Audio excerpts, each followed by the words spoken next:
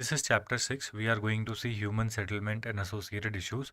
इसके अंदर जो यूपीएससी सवाल पूछता है, जनरली वो यही पूछता है कि जो रूरल फोल्ड है उसको हम कैसे सपोर्ट कर सकते हैं, कैसे इम्प्रूव कर सकते हैं, कैसे वहाँ पे फैसिलिटीज़ को अच्छा किया जा सकता है, और अर्बन एरियाज़ में क्या प्रॉब्लम है, इंडिया की जो अर्बनाइजेशन की इश्यूज़ हैं वो क्या क्या हैं। ठीक है, अब यहाँ पे ये पृष्ठभूमि तैयार करेंगे, आपको बताएंगे कि जो ह्यूमन सेटलमेंट होती है वो क्या होती है। एक ऑर्गेनाइज्ड हैबिटेशन है लोगों की एक स्पेसिफिक जोग्राफिक एरिया में, जहाँ पे वो लोग रहते हैं, काम करते हैं, या फिर अपनी जो social economic and cultural activities को कंडक्ट करते हैं। ठीक है, सेटलमेंट क्या होती है, जहाँ पे लोग एक हैबिटे जहाँ पे लोग रहते हैं, तो हैबिटेशन ऑफ पीपल एक स्पेसिफिक जोग्राफिक एरिया में जहाँ पे वो काम करें, रहें, या फिर अपनी जो social economic and cultural activities को कंडक्ट करें। अब हम सबको पता है कि भाई या तो आप रूरल सेटलमेंट में रहोगे या तो अर्बन सेटलमेंट में रहोगे। Distribution of villages in India है, बस इतना याद रख लो कि भारत में एक एस्टिमेट पता होना चाहिए कि 6.5 लाख के आसपास विलेजेस हैं। ठीक है, 6 लाख आप बोल सकते हो, भारत के अंदर 6 लाख के आसपास विलेजेस हैं। ये 2011 का सेंसस है।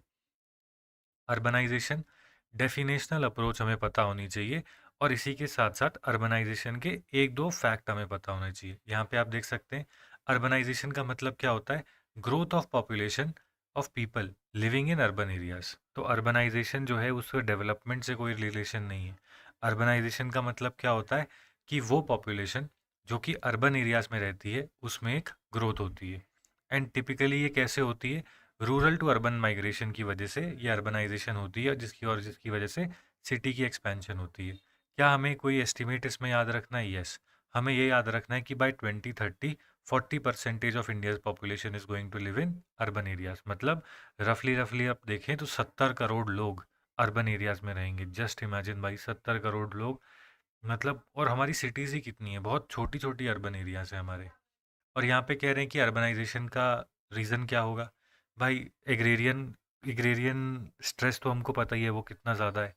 मैंने देखा था, मतलब एग्रीकल्चर में ग्रोथ जो है वो 5% या 4% पे रहती है, और इन्फ्लेशन की ग्रोथ भारत में 6% पर है ना। तो कैसे होगा बताओ, मतलब आप जितना भी पैसा कमाओगे वो तो महंगाई डायन खाए जाते हैं। तो फिर क्या होगा, आप सारे के सारे रूरल से अर्बन में माइग्रेट करेंगे। यहाँ पे देखो, lakhs migrate from Bihar to cities like Delhi Mumbai for work in construction and service sector. इसी के साथ साथ ये कह रहे हैं कि इंडस्ट्री की ग्रोथ हो रही है, कि मतलब क्यों इतना हो रहा है, क्यों इतनी अर्बनाइजेशन हो रही है, क्योंकि इंडस्ट्रीज़ का ग्रोथ हो रहा है। यहाँ पे फैक्ट्रीज आ रही हैं, इंडस्ट्रियलाइज जोन्स आ रहे हैं जो कि सिटीज़ के आसपास होंगे, ये एम्प्लॉयमेंट क्रिएट कर रहे हैं। तो भाई लोगों को पुल तो करेंगे ही। For example Gurugram's industrial belt attract workers from neighbouring state. इसी के साथ साथ सर्विस सेक्टर का बूम आया है, राइट। तो आईटी के बैंगलोर के आईटी पार्क्स हैं, वो बेसिकली मैग्नेट है for youth across the country. जो यूथ है वो कहीं से भी पढ़े, वो बैंगलोर में आके नौकरी ढूंढने की कोशिश करते हैं। अर्बन फोकस्ड इंफ्रास्ट्रक्चर डेवलपमेंट है, गवर्नमेंट की जो स्कीम है वो basically focuses on building better roads, housing, transport, sanitation, right. तो यहाँ पे ये कह रहे हैं कि बहुत सारा जो फोकस है सरकार का इंफ्रास्ट्रक्चर के ऊपर, वो अर्बन एरियाज़ के अराउंड ही है। इसी के साथ साथ लोग जो हैं एजुकेशनल अपॉर्चुनिटीज़ के लिए आते हैं, access to quality health care के लिए आते हैं। अ, यहाँ पे आप देख सकते हैं कि अर्बन एरियाज है better hospital, specialist and medical technology. Educational opportunities का वही है भाई कि सिटीज़ में ज़्यादा स्कूल्स हैं, कॉलेजेस हैं, कोचिंग इंस्टीट्यूट्स हैं, जिसको जो कि स्टूडेंट्स को अट्रैक्ट करते ही हैं। Real estate and urban expansion, builders develop affordable houses in and around cities, drawing people to live and work nearby. Development of Noida and Navi Mumbai as urban extension of Delhi and Mumbai. जैसे अभी नवी मुंबई, भाई नवी मुंबई का airport अभी अभी खुला है, कितना Majestic है भाई नवी नवी मुंबई का एयरपोर्ट। तो वही यहाँ पे ये लोग कहने की कोशिश कर रहे हैं। तो अर्बनाइजेशन बेसिकली क्यों हो रही है, सीधी सी बात है। अर्बनाइजेशन क्यों हो रही है, पहला होता है कि कुछ पुल फैक्टर होंगे कि अर्बन एरियाज लोगों को पुल कर रहे हैं। फिर कुछ होगा पुश फैक्टर, कि भाई जहाँ पे वो है वहाँ पे वो अच्छी, मतलब अच्छा नहीं महसूस कर रहे। फॉर एग्जांपल एग्रेरियन स्ट्रेस तो है ही, राइट। इसी के साथ साथ हम कहेंगे कि राइजिंग कंज्यूमरिज्म, ठीक है। एंड फिर उसके बाद एस्पिरेशन तो है ही, कि मेरी एस्पिरेशन मुझे पुश करती है कि मैं अपना घर छोड़ूं। जैसे या तुम लोग दिल्ली आ गए या कहीं चले गए, क्यों चले गए, क्योंकि तुम्हारी एस्पिरेशन तुम्हें पुश करती हैं। पुल फैक्टर क्या करेंगे, हम कहेंगे कि अर्बन एरियाज़ में क्या है, इंडस्ट्री है, इसी के साथ साथ भाई वहाँ पे एजुकेशन अच्छी है, आप आ गए। फिर इसके बाद वहाँ पे स्टैंडर्ड ऑफ लिविंग भी अच्छा है। फिर इसी के साथ साथ हम कहेंगे कि सोशल सिक्योरिटी जो नेट है वो अर्बन एरियाज़ में ज़्यादा अच्छा है। हो गया ना, देखो कितने सारे पॉइंट मिल गए, तो क्योंकि हमने दो में तोड़ दिए। ठीक है, तो वही यहाँ पे लिखा हुआ है और कुछ नहीं लिखा है। चलिए आगे चलते हैं।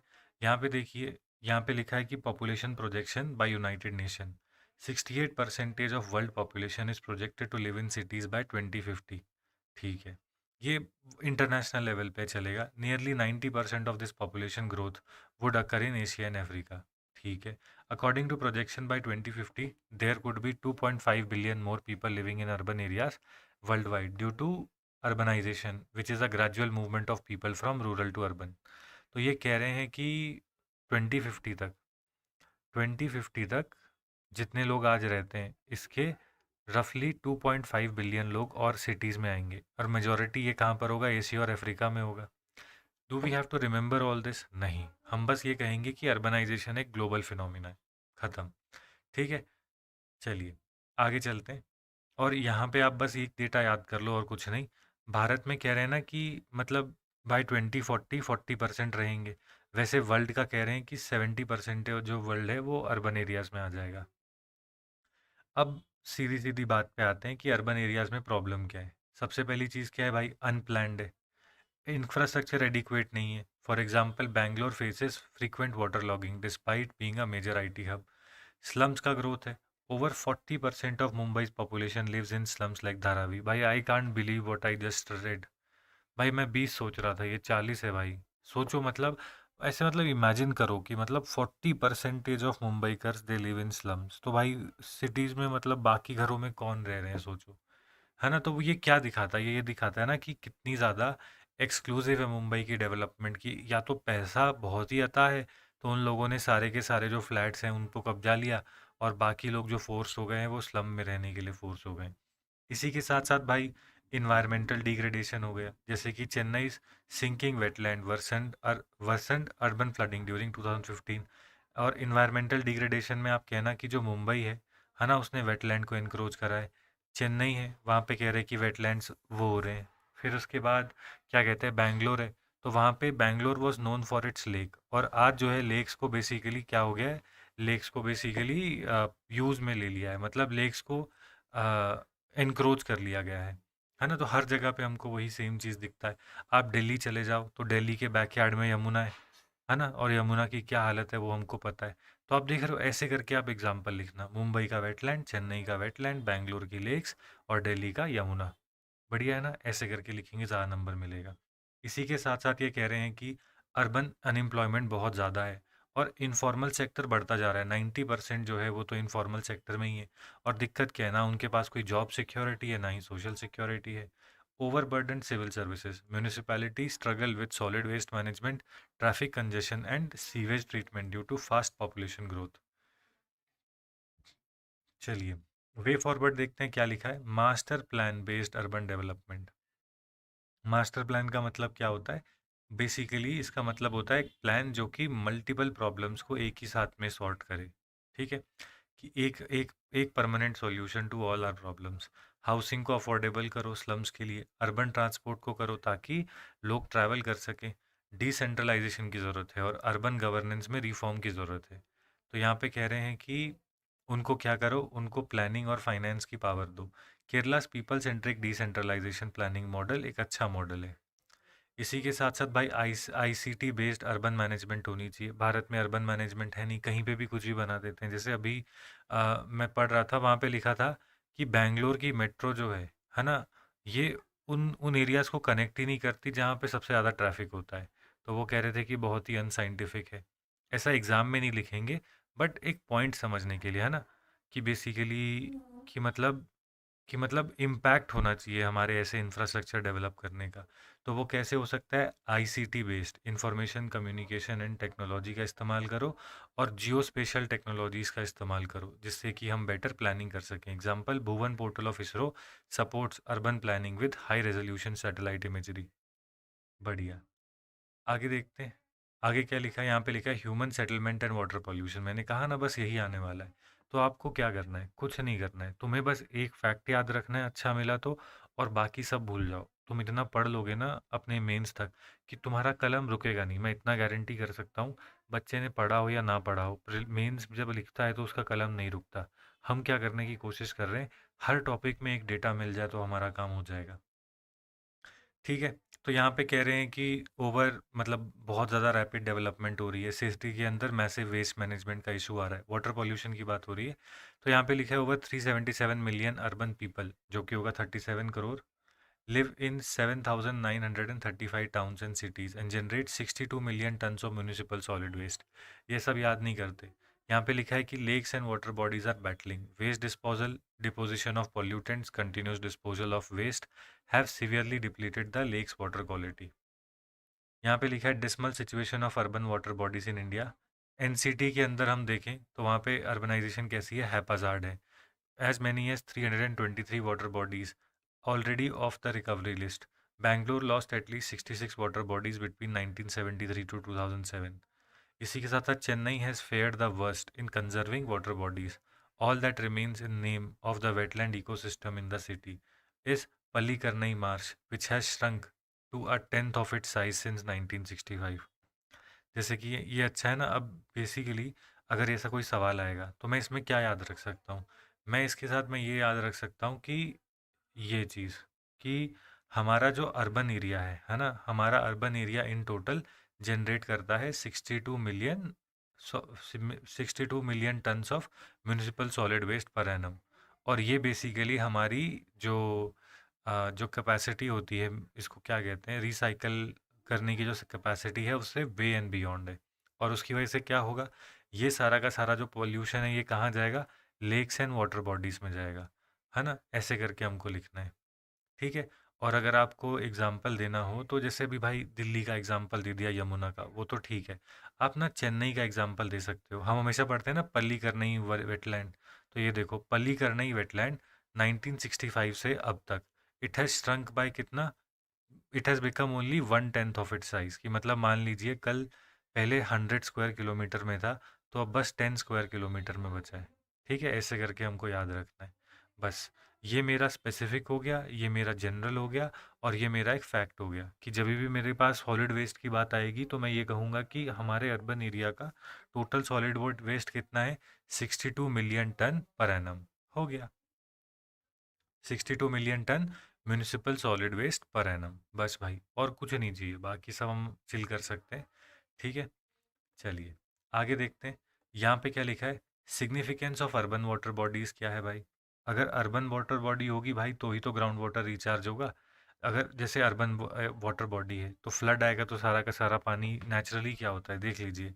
ऐसे होता है ना कि मान लीजिए कि तुम्हारे गांव में भी कोई तालाब है, तो वो तालाब बना कैसे, वो तालाब इसलिए बना है क्योंकि समय के साथ साथ वो जो एरिया है ना, वो बेसिकली स्लोप में सबसे नीचे है और पानी अपने आप उस तरफ बहता रहा, और फिर बहते बहते वो पानी वहाँ पे रुक गया और वो तालाब बन गया। तो भाई जब हम ऐसी लेक्स को ख़राब करते हैं तो क्या होगा, अब यहाँ पे तुमने घर बना लिया तो क्या होगा भाई, तुम फिर बाढ़ में तैरोगे, है ना, फिर बोट खरीदनी पड़ेगी। चलिए, यहाँ पे क्या लिखा है, फ्लड मिटिगेशन में हेल्प करता है। भाई माइक्रो क्लाइमेट को रेगुलेट करता है। इसका सिंपल एग्जांपल है कि भाई जब तुम देखो, मतलब अगर तुम मतलब बहुत गर्मी है और अगर तुम अपने घर के सामने बरामदे में ठंडा पानी छिड़क दो, तो फिर तुम देखोगे कि भाई हवा भी ठंडी लगने लगती है गर्मियों में। ऐसे ही करते हैं ना, छत के ऊपर पानी छिड़क दिया, सामने जो एरिया खाली होता है घर के उस पे, उसको हम तो वरांडा कहते हैं ना, वहाँ पे पानी छिड़क दिया तो पूरा का पूरा जो रूम होता है ठंडी हवा आती है तो रूम ठंडा हो जाता है। तो इसको हम कहते हैं, बड़े लेवल पे हम उसको कहते हैं माइक्रो क्लाइमेट रेगुलेशन।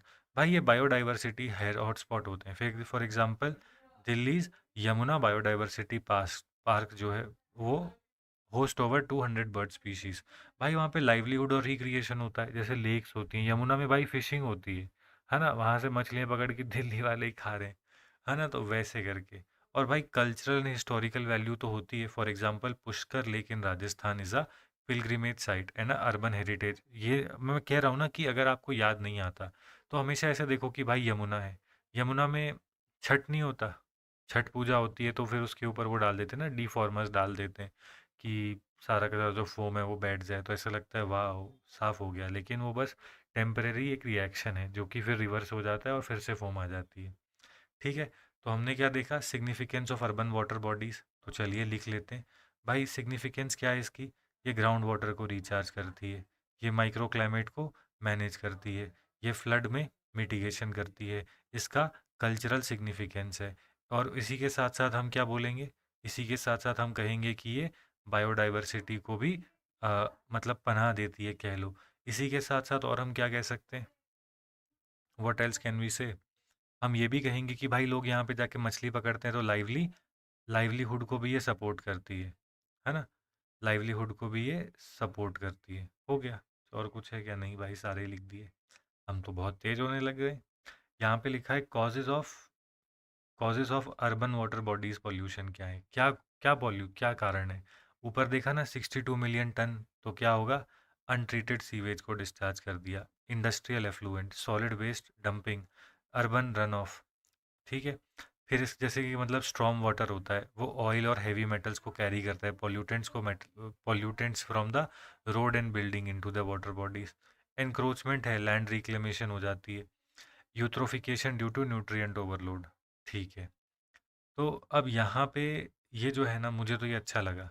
मतलब कोई ऐसे मतलब पूछ सकते हैं कि अर्बन वाटर पॉल्यूशन जो है ना, उसके सोर्सेज क्या हैं। ठीक है, नंबर वन, तो बच्चे ना ऐसे लिख देंगे कि सीवेज एक सोर्स है, इंडस्ट्री एक सोर्स है, हो गया। भाई मान लीजिए भाई अर्बन रन ऑफ भी तो है ना, मान लीजिए कि भाई अब मैं कोई बिल्डिंग बना रहा हूँ, तो बिल्डिंग में मार्बल इस्तेमाल होंगे, तो मार्बल क्या है, मिनरल है। फिर इसके बाद मार्बल का चूरा जो होगा वो सड़क पे फेंक दिया, अब बारिश आई तो वो मार्बल का जो बारूदा कह लो या फिर वो जो भी उसका मिक्सचर होता है, वो पानी के साथ बह के इसमें जाएगा, लेक में जाएगा, और पूरी की पूरी लेक में न्यूट्रिएंट हाई हो जाएंगे। न्यूट्रिएंट हाई होंगे तो क्या होगा, एल्गे की ग्रोथ होगी।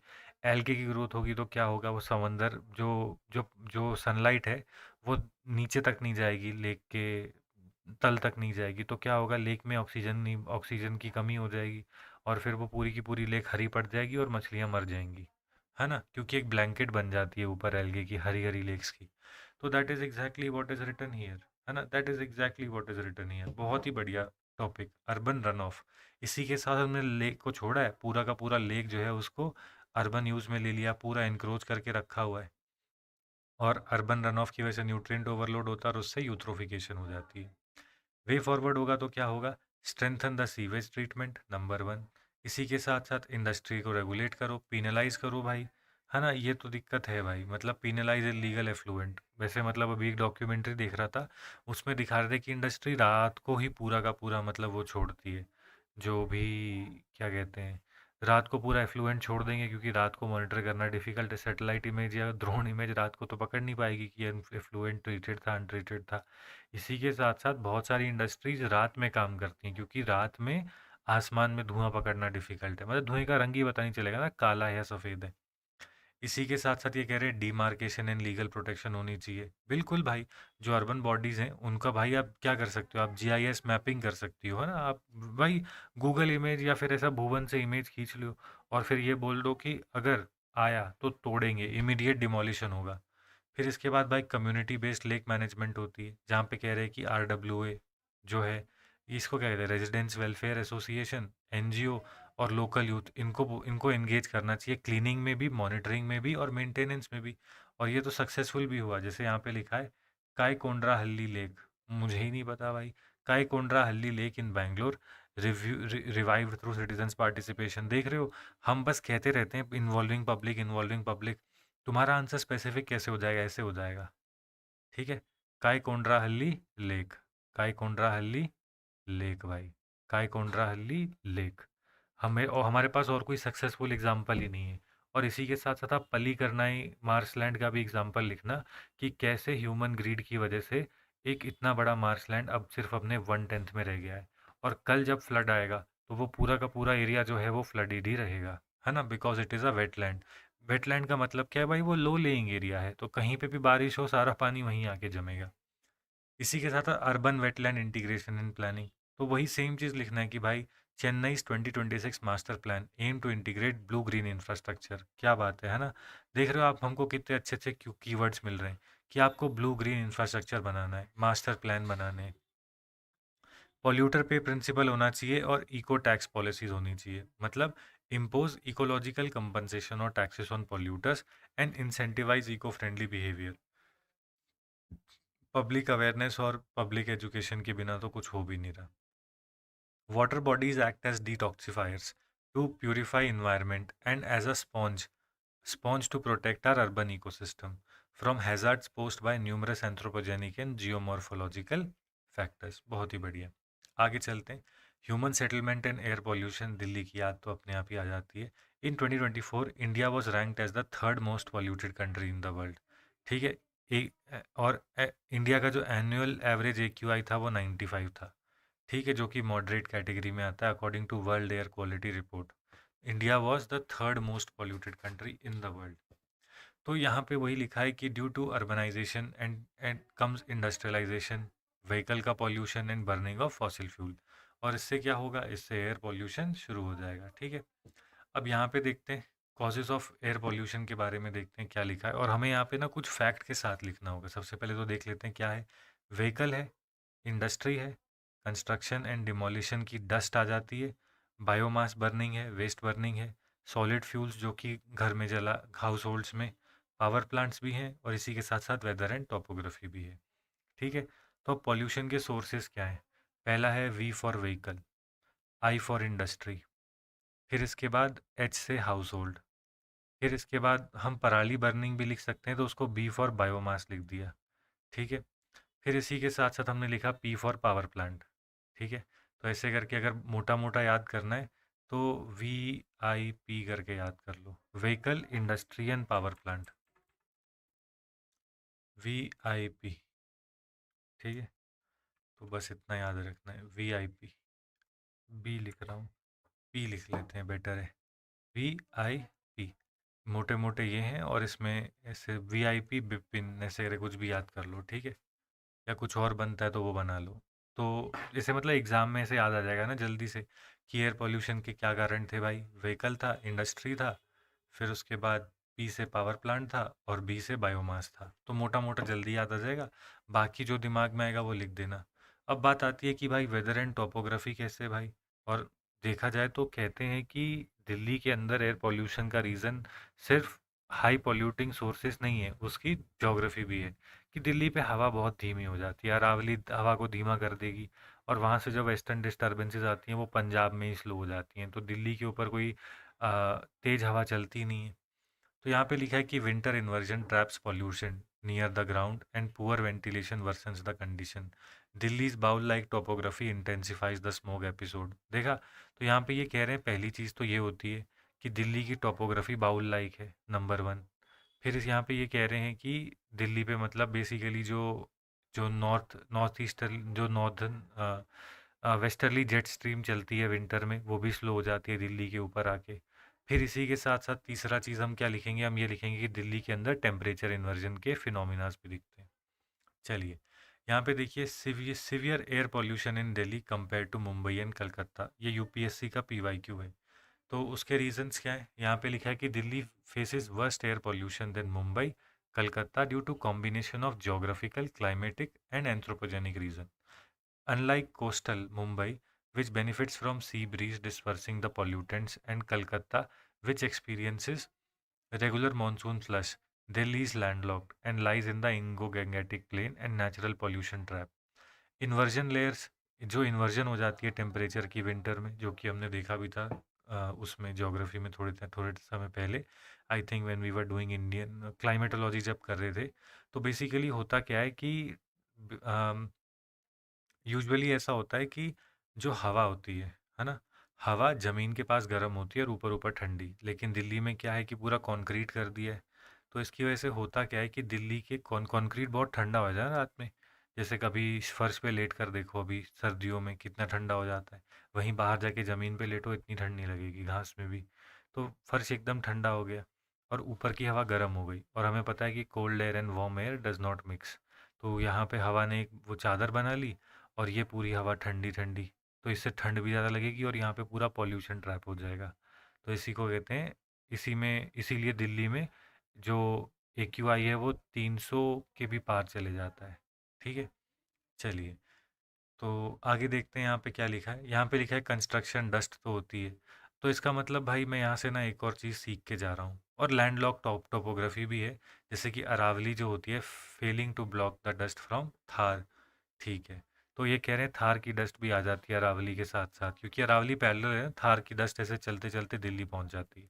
मैं आपको एक और चीज़ यहाँ पे मतलब तुम्हारी उसमें ले आऊँ अटेंशन में, कि जब ये एयर पोल्यूशन की बात करें तो उसमें क्या लिखना है, PM 2.5, PM 10, ठीक है, PM 10, ग्रीन हाउस गैसेस, ये सब तो लिखना है।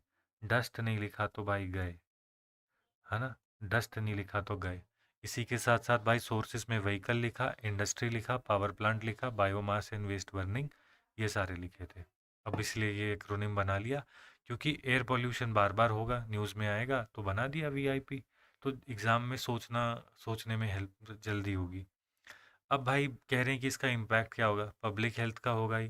क्या होगा भाई, सांस की दिक्कतें, उसे रेस्पिरेटरी इश्यूज कहते हैं। और फिर उसके बाद क्या होगा, फेफड़ों में जमेगी टार, तो उससे कार्डियोवैस्कुलर डिसीजेज होंगे, और प्रीमेच्योर डेथ जो होगी वो तो गिफ्ट में मिलेगा। इसी के साथ साथ अर्बन लिवेबिलिटी कम हो जाएगी, AQI कम होगा तो भाई कम ही जिएंगे ना।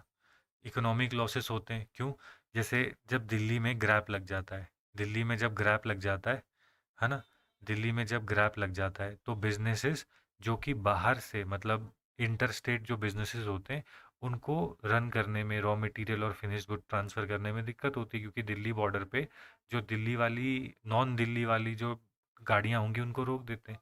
वैसे लिख सकते हो आप एग्जाम्पल में, ठीक है। इसी के साथ साथ यहाँ पे ये क्या कह रहे हैं, यहाँ पे ये कह रहे हैं कि क्लाइमेट चेंज में कंट्रीब्यूट करता है। Black carbon has 900 times more warming potential than CO2। और यहाँ पे कह रहे हैं कि कैसे कंट्रीब्यूट करेगा, ये कह रहे हैं कि ग्रीन हाउस गैसेज और ब्लैक कार्बन जो कि एक्सेलरेट, मतलब वो ग्लोबल वार्मिंग को भी एक्सेलरेट करते हैं।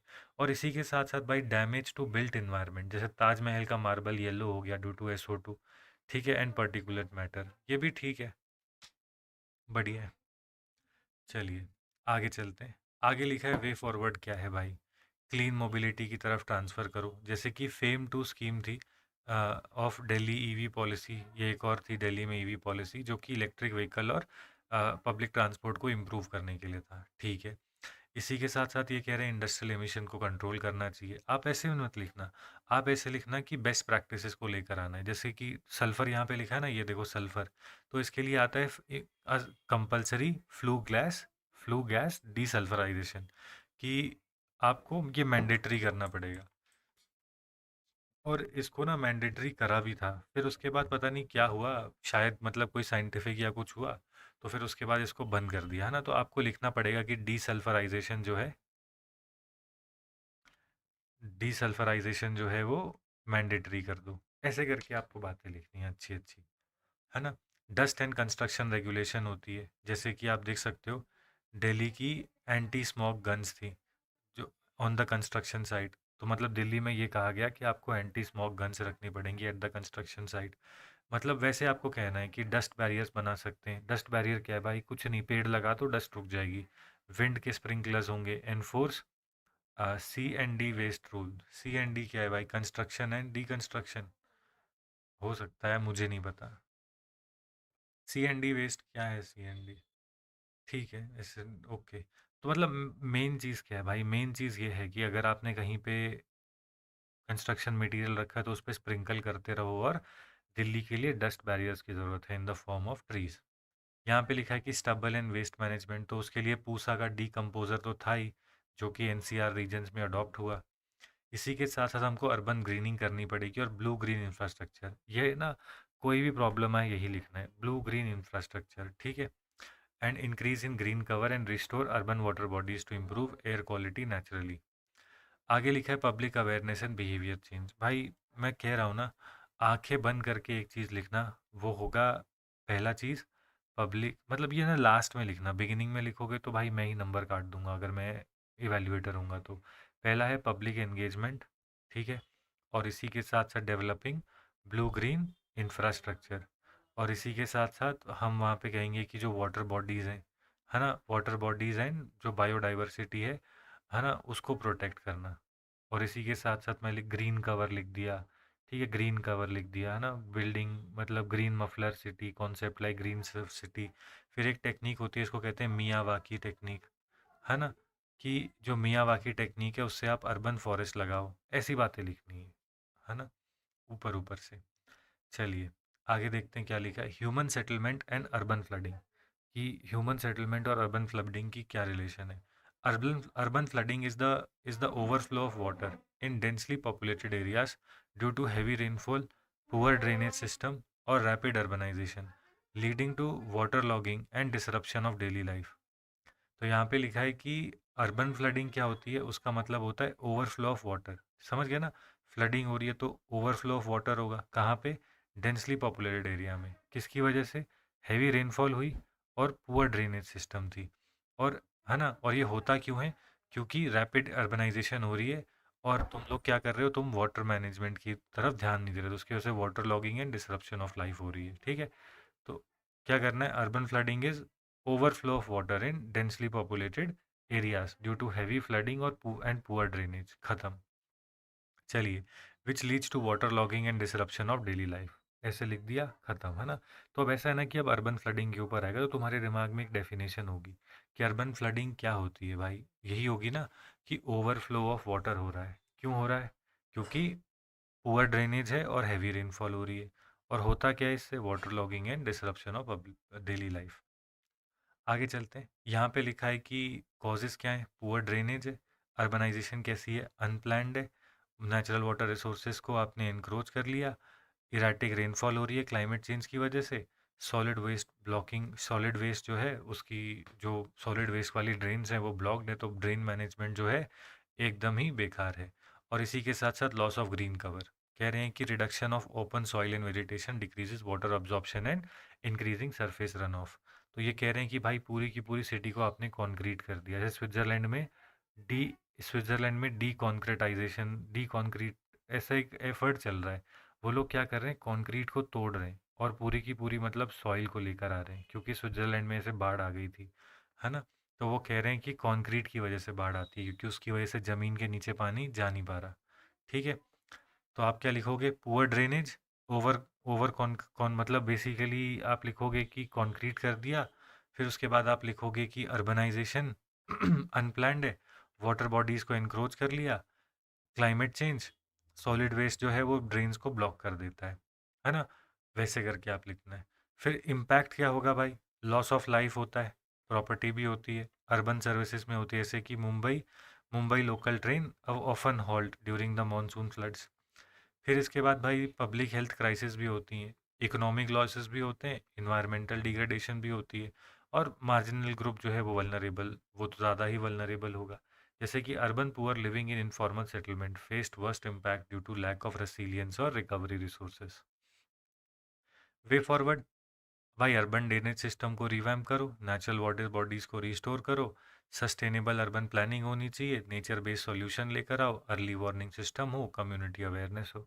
ये सब बहुत ही जनरल जनरल पॉइंट्स हैं, ऐसे ये सब नहीं है ना। जैसे देखो, हमारे लिए इम्पोर्टेंट क्या है, ये भाई ये इम्पोर्टेंट है ना, ये स्पेसिफिक है, हम इसलिए पढ़ते हैं। ये देखो, ये वाला, कि भाई आप डॉपलर रेडार का इस्तेमाल करो और एआई बेस्ड अलर्ट्स लेकर आओ इन प्लेसेस लाइक मुंबई, है ना। तो for us this is fantastic, ये इसके लिए प्रहार मैगजीन पढ़नी है। इसी के साथ साथ ये देखो क्या लिखा है, integrated integrated storm water drainage master plans. तो मुझे मेरे दिमाग में एक चीज़ बैठ गई है, अर्बनाइजेशन का क्वेश्चन आएगा तो कुछ फालतू के शब्द हैं जिनको लिखना है। पहला है मास्टर प्लान, है ना, पहला है मास्टर प्लान, सस्टेनेबिलिटी, ये लिखना ही लिखना है ना। इसी के साथ साथ टेक का मुझे लिखना ही लिखना है, कि अगर अर्बन इश्यूज का आएगा तो टेक, जैसे कि फ्लड का है तो डॉपलर, कि डॉपलर रेडार लगा दो, है ना। कि मैं क्या कर सकता हूँ, डॉपलर रेडार लगा सकता हूँ। अब आप कहोगे एयर पोल्यूशन में क्या देखा था, देखा था ना वो कंस्ट्रक्शन के पास में बोल रहे थे एंटी स्मोक करके वो मशीन्स लगाने के लिए। यहाँ पे चले, ये देखो एंटी स्मोक गन्स लगा सकते हैं हम, है ना। तो यही यही सेम चीज़ें आपको लिखनी है और कुछ नहीं है। तो आपको समझ में आ रहा है ना कि मास्टर प्लान और कुछ टेक्नोलॉजी का और सस्टेनेबिलिटी का कीड़ा और कम्युनिटी वाला, तो 3 पॉइंट लिख के आओगे तुम, कोई भी टॉपिक आए आपको ये 3 पॉइंट लिख कर आने, बात ख़त्म। आगे चलते हैं, यहाँ पे लिखा है climate change impact in coast on coastal Indian cities. तो यहाँ पे ये कह रहे हैं कि ग्रेजुअल सबमर्जेंस हो जाती है। ग्लैज मतलब कोस्टल सिटीज़ में क्या होगा, भाई पानी अंदर आ जाएगा ना। क्लाइमेट चेंज बेसिकली हो क्या रहा है, क्लाइमेट चेंज हो रहा है, ठीक है। और उसकी वजह से क्या होगा, सी लेवल, SLR, सी लेवल राइज होगा, है ना।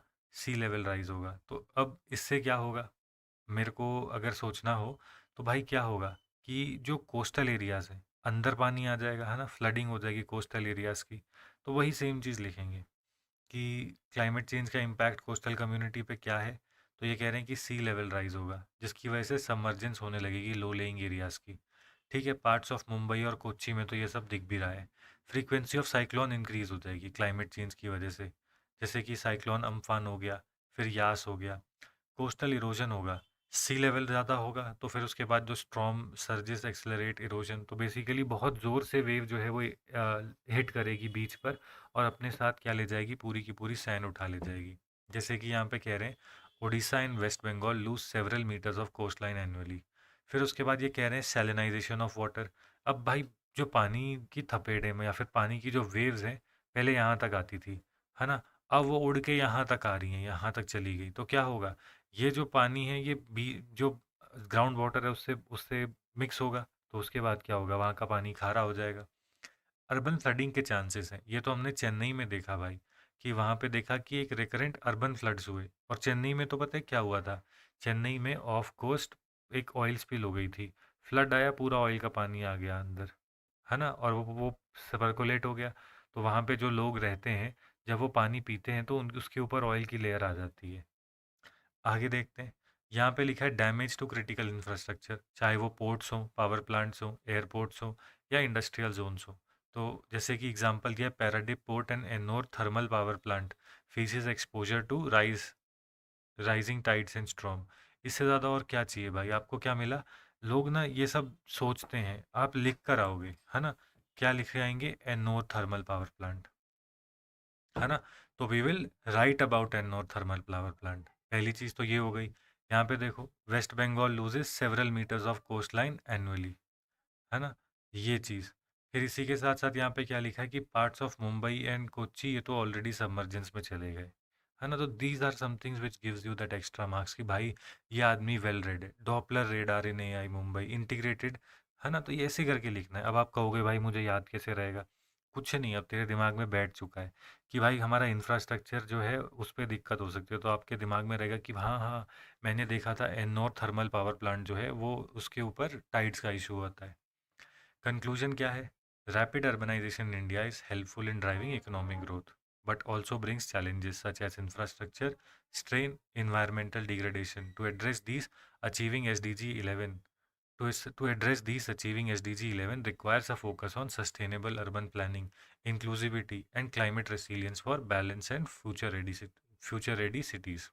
आगे चलते हैं, यहाँ पे लिखा है स्मार्ट सिटी मिशंस के बारे में। तो स्मार्ट सिटी मिशन कौन लेकर आया, सबसे पहले तो हमें ये पता होना चाहिए। उसको महुआ लेकर आई, जिसको कि ministry of housing and urban affairs कहते हैं। अब ये करना क्या चाहती है, इसका एम है to boost economic growth. Smart city की बात हो रही है ना, economic growth and improve people's quality of life.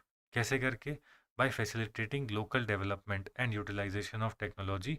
Smart city लिखा है ना, तो क्या था, utilisation of technology to produce smart outcomes for citizens. समझ में आ रहे हो क्या लिखा है। यहाँ पे ये कह रहे हैं स्मार्ट सिटी लिखा है ना, स्मार्ट और सिटी। तो स्मार्ट सिटी में ये क्या चाहते हैं, ये चाहते हैं कि quality of life, QOL, quality of life increase करें, कैसे, बाय यूटिलाइजिंग द टेक्नोलॉजी। बस इसका ऑब्जेक्टिव क्या है, इसका ऑब्जेक्टिव है कि it focuses on inclusive and sustainable development as well as looking for at a compact regions to establish replicable models that will serve as a beacon for other ambitious cities। चलेगा, बहुत पुराना mission है, आपको बस वो याद रखना है। स्मार्ट सिटी का मतलब क्या है, सिटी के अंदर इकोनॉमिक ग्रोथ और स्टैंडर्ड ऑफ लिविंग को हम उठाएंगे, क्या करके, स्मार्ट सिटी लिखे तो स्मार्ट क्या होता है, टेक्नोलॉजी का इस्तेमाल करके, ठीक है। स्कोप क्या है, यहाँ पे लिखा है कि फाइनेंशियल ईयर ये ठीक है, 100 cities over period of 5 year, all that does not matter, ठीक है। ये क्यों लिखा है, क्योंकि PYQ आया है और आपको ये लिखना पड़ेगा अपने आंसर्स में कि हमको स्मार्ट सिटीज मिशन जो है ना, वहाँ की बेस्ट प्रैक्टिसेस को रेप्लिकेट करना है। अब यहाँ पे लिख रहे हैं कि भाई स्मार्ट सिटी मिशन तो आया, इसमें दिक्कत क्या है? प्राइवेट पार्टिसिपेशन मिसिंग है, फाइनेंशियल मिसमैनेजमेंट है, ज़्यादा फोकस था, इंक्रीज्ड फोकस ऑन फ्यू की एरियाज, जैसे कि यहाँ पे कह रहे हैं कि ट्रांसपोर्टेशन, एनर्जी और ecology, water and sanitation, housing and economy, which accounts for 80% of smart city mission budget. Other financing categories जैसे कि IT, governance, culture and heritage, health and education account बेयरली 15%। ठीक है। अब यहाँ पे कह रहे हैं कि भाई ये लिख रहे हैं कि अहम मतलब स्मार्ट सिटीज़ की सक्सेस स्टोरी है ना। तो ये आप कहोगे कि मैं क्या करूँ? सबसे पहली चीज़, स्मार्ट सिटी मिशन पे सवाल आता होने के चांसेस कितने हैं? 1%। क्यों? क्योंकि ये पुराना है। ठीक है। सवाल आएगा तो मैक्सिमम ये बोल देंगे कि क्या हमें अलग दूसरा स्मार्ट सिटी चाहिए। मेरे को मैं ये बुकलेट क्यों पढ़ रहा हूँ? मैं ये बुकलेट पढ़ रहा हूँ समझने के लिए कि स्मार्ट सिटी मिशन क्या था और उसके अंदर क्या क्या चैलेंजेस थे। तो यहाँ पे ये लोग कह रहे हैं कि सबसे पहली चीज़ तो ये कि प्राइवेट सेक्टर की इसमें पार्टिसिपेशन कम रही। आज भी भारत में 90% से ज़्यादा अर्बन इंफ्रास्ट्रक्चर स्टेट बनाती है, लेकिन जब हम वेस्ट में जाते हैं तो ऐसा नहीं होता। वेस्ट में जो सिटीज़ हैं, जो कंपनीज़ हैं, वो कहती हैं कि भाई ये सिटी हमारी भी है, तो वो खुद आगे आते हैं और वहाँ पे इंफ्रास्ट्रक्चर डेवलप करते हैं। इंडियन कैपिटलिस्ट पता नहीं भाई क्या ही है। चलिए, तो यहाँ पे कह रहे हैं प्राइवेट पार्टिसिपेशन नहीं है, फाइनेंशियल मिसमैनेजमेंट है और इंक्रीज्ड फोकस ऑन की एरिया। कुछ ही एरियाज पे ध्यान है, जैसे ट्रांसपोर्टेशन पे तो अल्ट्रा प्रचंड ध्यान है, एनर्जी पे ध्यान है, ठीक है, वाटर एंड सैनिटेशन को स्मार्ट करने पे ध्यान है, लेकिन आईटी इंडस्ट्री पे, गवर्नेंस पे, हेल्थ एंड एजुकेशन को स्मार्ट करने पे ध्यान नहीं है। यहाँ पे कुछ एग्जाम्पल देखते हैं। तो यहाँ पे ये कह रहे हैं कि अहमदाबाद का एग्जांपल लो। ये कह रहे हैं कि free wifi on BRTS corridor in Ahmedabad increased ridership by 20,000 in March 2018 over February February 2018। Bhopal में कह रहे हैं कि property tax receipt have increased in Bhopal and cities transportation services में नाउ बी ट्रैक्ड ऑनलाइन। ठीक है। कुछ नहीं भाई, मैं आपको बताता हूँ स्मार्ट सिटी का सिंपल सिंपल, ठीक है। यहाँ पे देखो, ये तो भूल जाओ, पता नहीं ये BRTS हमको थोड़ी पता है, वो तो लोकल हो गए भाई। प्रॉपर लिखो ना, मतलब लिखो कि BRTS क्या है, क्या होगा ये। बी से रीजनल ट्रांसपोर्ट कॉरिडोर, मतलब वो तो समझ में आ रहा है कि कोई वो है, बस का होगा, बस रीजनल।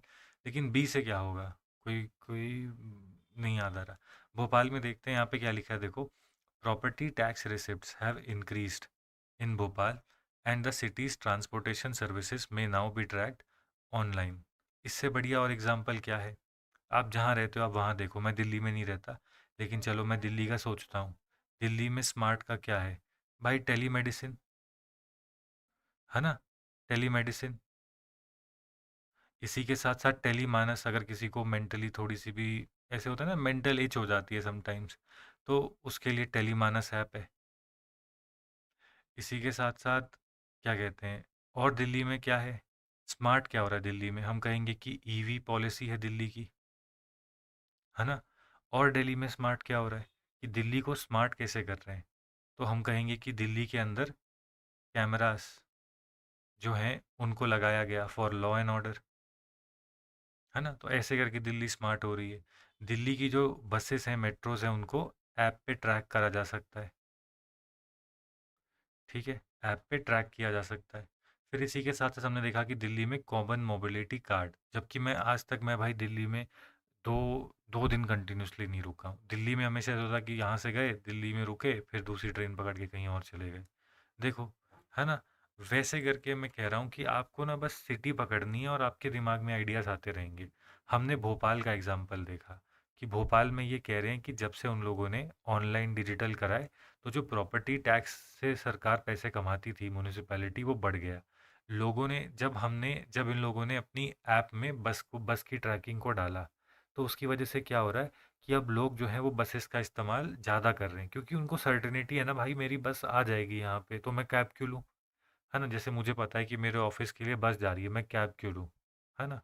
तो ये ऐसे करके।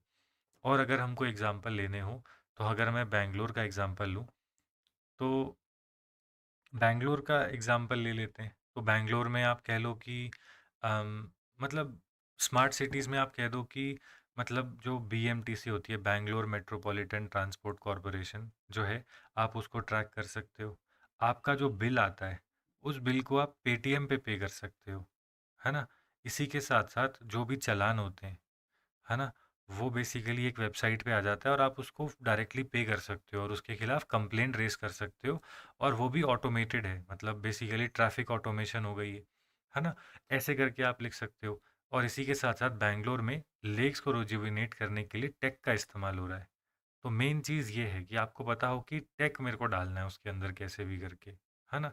That's it, we are done. इसी के साथ-साथ मैं कहूँगा कि यहाँ पे ज़ोमैटो, है ना? ज़ोमैटो और स्विगी जैसी एप्लीकेशंस आ रही हैं जहाँ पे प्राइवेट प्लेयर्स भी कंट्रीब्यूट कर रहे हैं in making the city smart. कितने पॉइंट्स आ गए? तुम इतने लिख भी नहीं पाओगे एग्ज़ाम में, है ना? इतने लिखने के लिख मतलब इतने पॉइंट आप नहीं लिख सकते एग्ज़ाम में, लिखने जाओगे तो पेपर इनकम्प्लीट हो जाएगा, है ना? तो एक समय ऐसा आएगा जब आप ये कहोगे कि भाई पॉइंट कौन-सा लिखना है, कौन-सा छोड़ना है। So we have done another chapter and now next time हम क्या करेंगे, land use pattern and its changing trend. ये इंपॉर्टेंट हो जाता है क्योंकि ये ऐसे टॉपिक्स हैं जो कि हम यूपीएससी प्रीलिम्स में नहीं पढ़ते। लेकिन ऐसे मुझे पता होना भाई कि पहले भारत में कैसे लैंड यूज़ होता था, अब उसमें क्या ट्रेंड जो है वो चेंज हो रही है।